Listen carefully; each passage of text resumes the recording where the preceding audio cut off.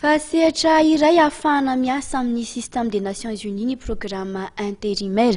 Androany ary Denis ny fivirina nataon'ireo antsoina hoe comité de pilotage teny amin'ny birao an'ny tetim-pivoarana Anosy fotoana iray nahafahana nanao tomban'ezaka ireo 750 vita voalohany sy nanamafisana ihany koa fa hitarina hatramin'ny 750 sy 2 izao izany programme intérimaire izany. Harantsika ny antsindiny sy ny tasitra ao anatin'izay.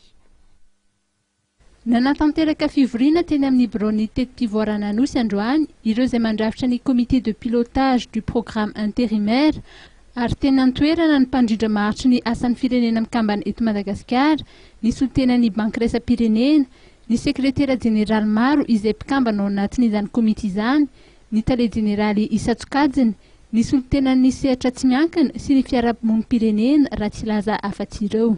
Programme intérimaire moa akan'izay fantatsika fa karazana plan cadre izy io sehatra anankiray ahafahantsika miara-miasa amin'ny système des Nations Unies.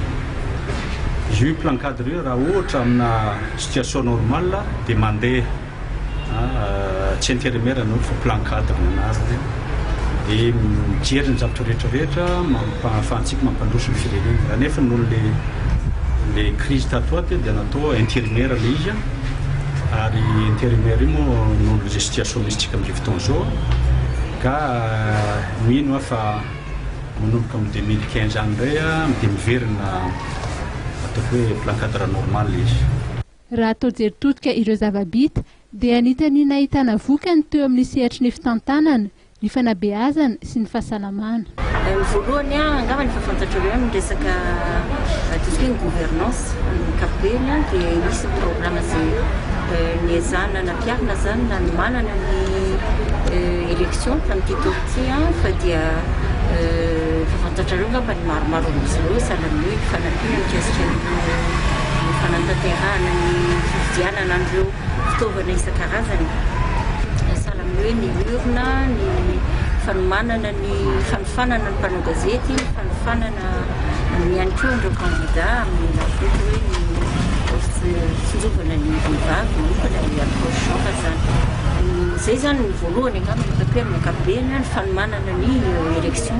Fa ankoatran'izay ihany koa ny fiarovana amin'ny violence amin'ny ankapobeny, fiarovana ny ankizy kely, ny fiarovana ny vehivavy mikasika ireo ataontsika hoe herisetra izay matetika miaritra aminy. Ny resaka fampianarana fantatritsika fa ny zava-dehibe indrindra amin'ny fanabeazana ny fampandrosoana ny firenena.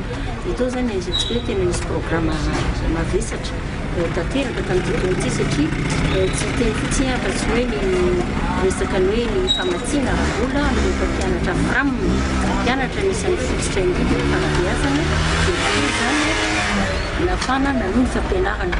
Eo ihany koa fanasarana ny ataontsika hoe qualité ny fampianarana dia fahasalamana no fototry ny fampandrosoana ihany koa sahala amin'ny fanabeazana amin'ny lafiny santé zany dia voalaza fa ataontsika hoe vaccination resana dia ny vacciny miady amin'ny tétanos zany dia efa tena vita zato isan-jato.